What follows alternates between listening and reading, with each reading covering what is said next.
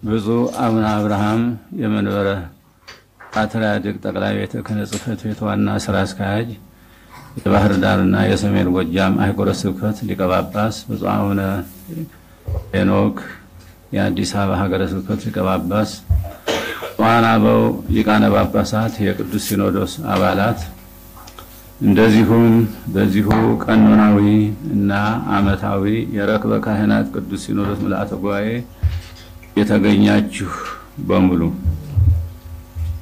ጸጋንና ሐዋርያነትን ያጎናጸፈን ጌታችን አምላካችንና መድኃኒታችን ኢየሱስ ክርስቶስ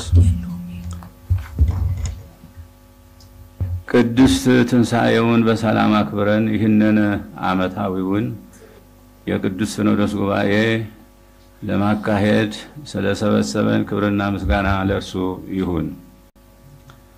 የጉባኤው አባላት የሆናችሁ ብፁዓን ሊቃነ ጳጳሳት እንኳን ለረክበ ካህናት ጉባኤ አደረሳችሁ፣ እንኳንም በሰላም መጣችሁ። ረከብነ ጸጋ ወተሰየምነ ሐዋርያት ከመ ናስምዖሙ ለአሕዛብ በስሙ። ከእምነት የሚነሳ መታዘዝ እንዲገኝ ጸጋንና ሐዋርያነትን ተቀብለናል። ሮሜ 1:5። ይህ ሐዋርያዊ አስተምህሮ የእኛን ተልእኮ እና ተልእኮ ያስፈልገበትን ምክንያት አጉልቶ ያሳያል። የተቀበልነው ስጦታም ምን ያህል ታላቅ እንደሆነ ምንባቡ ያስረዳል። ሐዋርያው በዚህ መልእክት የቅዱስ ወንጌልን አስተምህሮ ዋና ግብ ከእምነት የሚነሳ መታዘዝ እንደሆነ ማድረግ መታዘዝ እንዲገኝ ማድረግ ነው በማለት አስተምሮናል። እውነት ነው። ድሮውም ቢሆን ለእግዚአብሔር መታዘዝ አቅቶን ነው የወደቅነው። ዛሬም የምንነሳው ከእምነት የተነሳ መታዘዝን ገንዘብ ስናደርግ ነው። ከሁሉ በፊት እምነት ይቀድማል። በኋላም ደግሞ ለእምነቱ በሙሉ ልብ መታዘዝ ያስከተላል። ይህ ሲሆን መዳንና ትንሣኤ ያስገኛል። ዓለም በእግዚአብሔር እየተደረገላት ያለው ጥሪ ይኸው የመታዘዝ ጥሪ ነው። ይህንን መለኮታዊ ጥሪ ለዓለም የማዳረስ ኃላፊነትም ለእኛ ለቅዱስ ሲኖዶስ አባላት የተሰጠ እንደሆነ ሐዋርያው አስገንዝቦናል። ኃላፊነቱ ሲሰጠን ከነ መሳሪያው ነው። እሱም ጸጋና ሐዋርያነት ነው። እኛም እሱን ተቀብለናል። እንግዲያውስ የተቀበልነውን ጸጋና ሐዋርያነት በዓለም ውስጥ ላለው ሕዝበ እግዚአብሔር አገልግሎት ላይ ማዋል ከኛ ይጠበቃል። ብፁዓን አበው ሊቃነ ጳጳሳት፣ የቅዱስ ሲኖዶስ አባላት፣ የኢትዮጵያ ኦርቶዶክስ ተዋሕዶ ቤተ ክርስቲያን ቅዱስ ሲኖዶስ በአሁኑ ጊዜ የሌለበት ክፍለ ዓለም የለም። ምክንያቱም የዚህ ሲኖዶስ ወኪሎች ሊቃነ ጳጳሳት በአፍሪካ፣ በአውሮፓ፣ በሰሜን አሜሪካ፣ በላቲን አሜሪካ፣ በካናዳና በመካከለኛው ምስራቅ፣ በእስያና በአውስትራሊያ ወዘተ የሚገኙ ሕዝበ እግዚአብሔር ምእመናንን በማገልገል ላይ ይገኛሉና ነው። ይህ ዕድል የኢትዮጵያ ኦርቶዶክስ ተዋሕዶ ቤተክርስቲያን ቅዱስ ሲኖዶስ መለኮታዊ ተልእኮውን በአጽናፈ ዓለም ሁሉ ለማዳረስ ምቹ መደላድል ፈጥሮለታል። ከዚህም በመነሳት በየክፍለ ዓለሙ የሚገኙ የቤተ ክርስቲያናችን ሊቃነ ጳጳሳት ከትውልደ ኢትዮጵያውያን ባሻገር የየአካባቢውን ሕዝብ በማስተማርና በማቀፍ የተጣለባችሁን ሐዋርያዊ ተልእኮ በትጋትና በንቃት መወጣት ይኖርባችኋል። በማዕከል ሆኖ እየመራ የሚገኝ ቅዱስ ሲኖዶስም ለዚህ ተልእኮ ምቹ መደላደልን የመፍጠር ኃላፊነቱን በአግባቡ መወጣት ይገባዋል።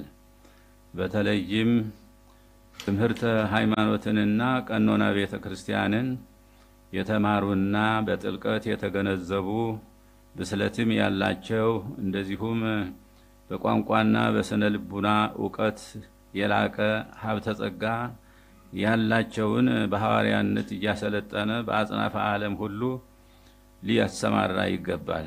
ብፁዓን ሊቃነ ጳጳሳት፣ የቅዱስ ሲኖዶስ አባላት፣ በብሂለ አበው ፀሐይ ለመስኮትዋ ሳታበራ ወዘተ እንደሚባለው ለሌላው በብቃት መድረስ እንችል ዘንድ እኛ የቅዱስ ሲኖዶስ አባላት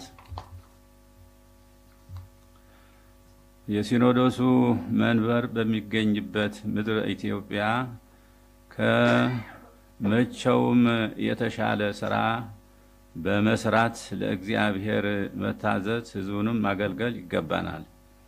ሁላችንም እንደምንገነዘበው በሲኖዶሳችን ያልታቀፉ ብዙ ወገኖች በሀገር ውስጥ አሉን። እነዚህ ወገኖች አንዳንዶቹ በተለያዩ ምክንያት ከኛ የወጡ ናቸው። ይሁን እንጂ የሄዱት ወደ ቤታቸው እንዲመለሱ፣ ሌሎችም ወደ መንጋቸው እንዲቀላቀሉ በርትቶ መስራት የዚህ ጉባኤ ተቀዳሚ ተልእኮ ነው። ምክንያቱም ጸጋንና ሐዋርያነትን የተቀበልንበት ዋናው ምክንያት ይህንን ለማድረግ ነውና። ከዚህ አኳያ የቤተ ክርስቲያናችን ተደራሽነት በሳሳበት አካባቢ ሁሉ የተለየ ትኩረት ሰጥተን መስራትና ተጨባጭ ለውጥ ማምጣት ይኖርብናል። ብፁዓን ሊቃነ ጳጳሳት፣ የቅዱስ ሲኖዶስ አባላት፣ የኢትዮጵያ ኦርቶዶክስ ተዋሕዶ ቤተ ክርስቲያን ውሉደ ክህነትና ምእመናን የሆን ሁላችን ከሁሉ በፊት ያለንን አቅምና ብቃት በአግባቡ መገንዘብ ይኖርብናል።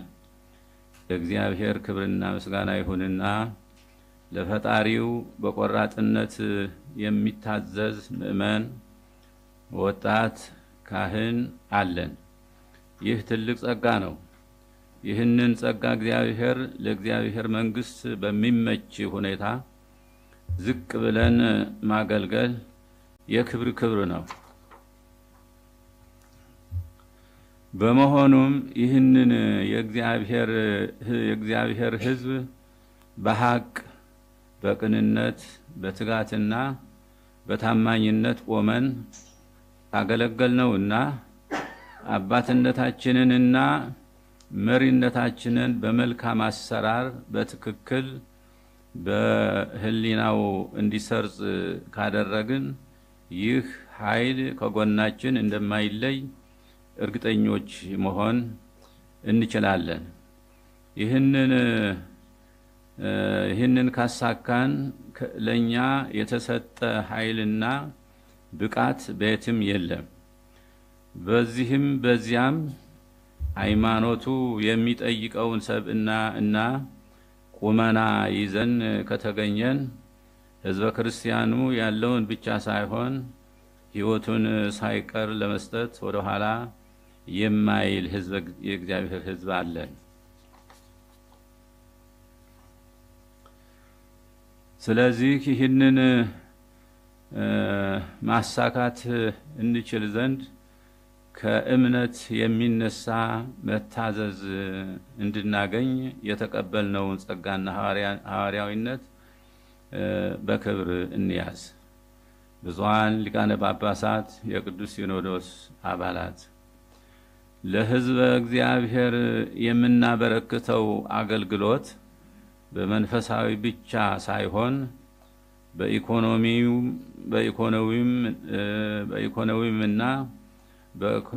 በኢኮኖሚውና በማህበራዊው አገልግሎትም ጭምር ነው። ከዚህ አንፃር ሕዝባችን የተሻለ ማህበራዊ አገልግሎት እንዲያገኝ፣ በኢኮኖሚውም ከድህነት የተላቀቀ እንዲሆን፣ እንደዚሁም ሰላምና አንድነቱ የተጠበቀ እንዲሆን በማስተማርም በተግባር በመሳተፍም የሕዝቡ መሪዎችና አርአያ ሆነን መስራት ይገባናል።